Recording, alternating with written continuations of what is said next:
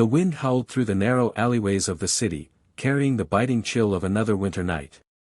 Samuel huddled beneath a worn-out blanket, his fingers numb despite being buried deep in his coat pockets.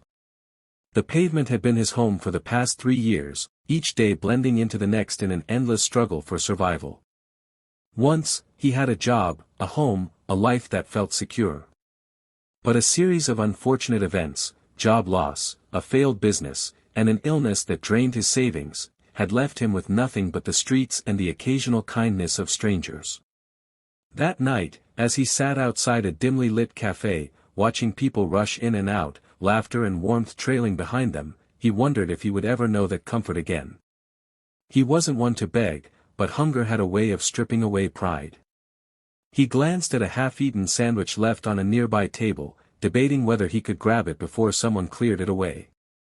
"Hey, you hungry?" The voice startled him. He turned to see a man standing nearby, dressed in a tailored coat, his eyes filled with something Samuel hadn't seen in a long time, genuine concern. Samuel hesitated, unsure if this was some cruel joke. People either ignored him or looked at him with pity, but this man's gaze was different.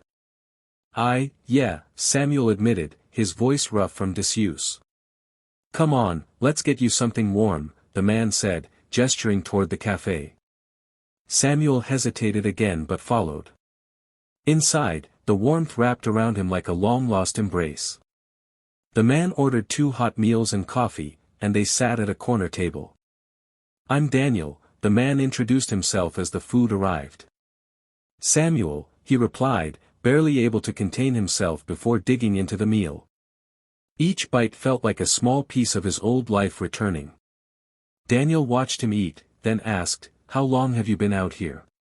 3 years, Samuel admitted, lowering his gaze. "Life just fell apart." "I see," Daniel said thoughtfully. "I won't pretend to understand exactly what you've been through, but I believe everyone deserves a second chance." Samuel chuckled bitterly. "Second chances don't come easy when you've got nothing left." Daniel's expression grew serious. "Maybe. But what if I told you that one act of kindness could change everything?" Samuel frowned. "I'd say that's nice to believe in, but reality is different." "Sometimes," Daniel agreed. "But I also think people just need someone to believe in them." Samuel didn't know what to say. No one had spoken to him like that in years. People avoided his eyes, dismissed him as a lost cause. But Daniel spoke as if he were still someone worth knowing. After they finished eating, Daniel surprised him again. "Come with me," he said. "Where?" Samuel asked cautiously. "To a shelter I know. It's not much, but it's warm, safe, and might give you a fresh start." Samuel had been to shelters before. Most were overcrowded, temporary solutions at best. But something about Daniel made him want to trust again, even if only for a night.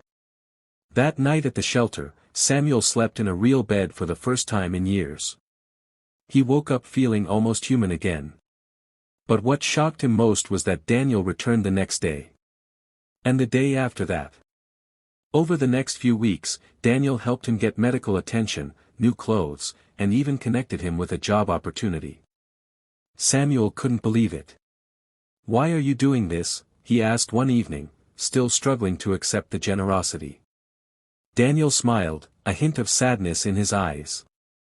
"Years ago, I lost everything too. I was lucky, a stranger helped me when I had nowhere to go. I promised that if I ever got back on my feet, I'd do the same for someone else." Samuel stared at him, realization dawning. Daniel wasn't just some kind-hearted man, he was someone who had been in his shoes.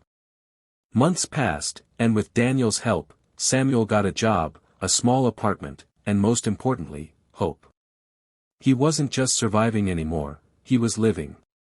One evening, he and Daniel sat on a park bench, watching the sun set.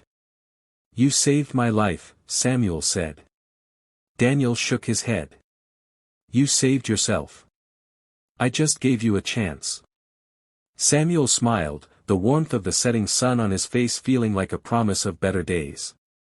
And from that moment on, he made a vow, just as Daniel had done for him, he too would one day extend a hand to someone in need. Because kindness, he realized, had the power to change everything.